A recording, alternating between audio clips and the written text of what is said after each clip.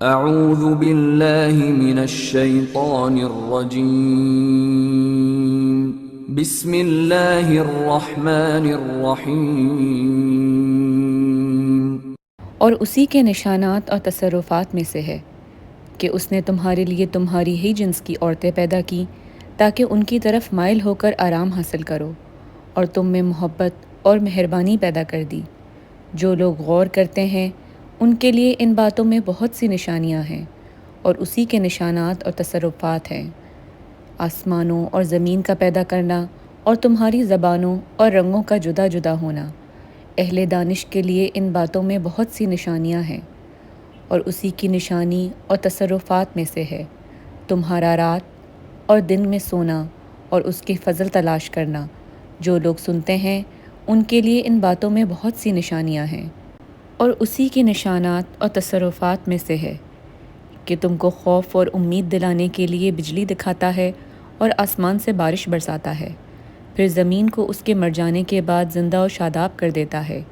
عقل والوں کے لیے ان باتوں میں بہت سی نشانیاں ہیں، اور اسی کے نشانات اور تصرفات میں سے ہے کہ آسمان اور زمین اس کے حکم سے قائم ہیں۔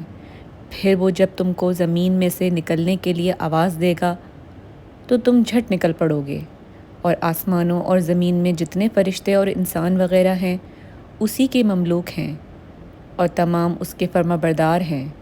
اور وہی تو ہے جو خلقت کو پہلی دفعہ پیدا کرتا ہے، پھر اسے دوبارہ پیدا کرے گا، اور یہ اس کو بہت آسان ہے۔ اور آسمانوں اور زمین میں اس کی شان نہایت بلند ہے، اور وہ غالب حکمت والا ہے۔ وہ تمہارے لیے تمہارے ہی حال کی ایک مثال بیان فرماتا ہے کہ بھلا جن لونڈی غلاموں کے تم مالک ہو، وہ اس مال میں جو ہم نے تم کو عطا فرمایا ہے تمہارے شریک ہیں، اور کیا تم اس میں ان کو اپنے برابر مالک سمجھتے ہو؟ اور کیا تم ان سے اس طرح ڈرتے ہو جس طرح اپنوں سے ڈرتے ہو؟